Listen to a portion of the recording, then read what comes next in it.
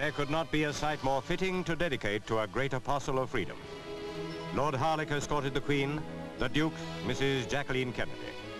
On Portland stone, guarded now by 2 sailors, 1 American and 1 British, are inscribed sentences from the inaugural address of John F. Kennedy that rang across the world in January 1961, only a little more than 4 years ago. He was the youngest elected president. Already he seemed destined to be numbered among the very greatest. And in the flower of his political youth, fate struck him down. The British government of that day resolved to establish here a memorial to be at Runnymede for centuries to come. Presented to Her Majesty were persons closely connected with the memorial appeal. The little Kennedy children took every eye. Then their mother, that fascinatingly compelling woman who with quite superb courage remains uncrushed by adversity most cruel.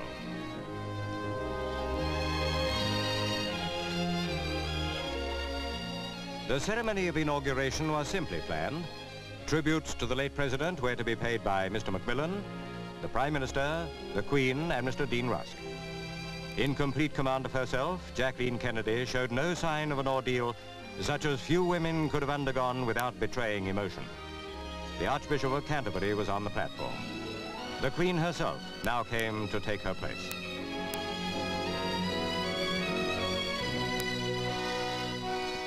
Her Majesty struck the note that was in everybody's mind.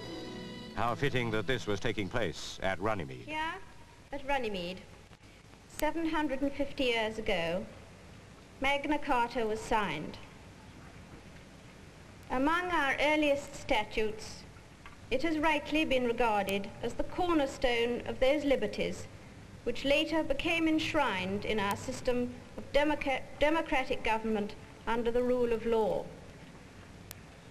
This is a part of the heritage which the people of the United States of America share with us. Therefore, it is altogether fitting that this should be the site of Britain's memorial to the late President John F. Kennedy.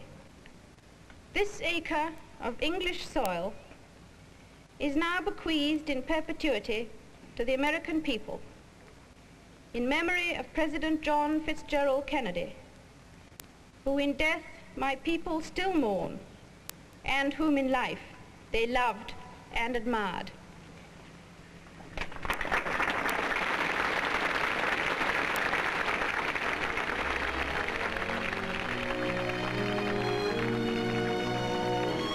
Again escorted by Lord Harlech, Chairman of the Trustees, the Queen passed by the memorial stone.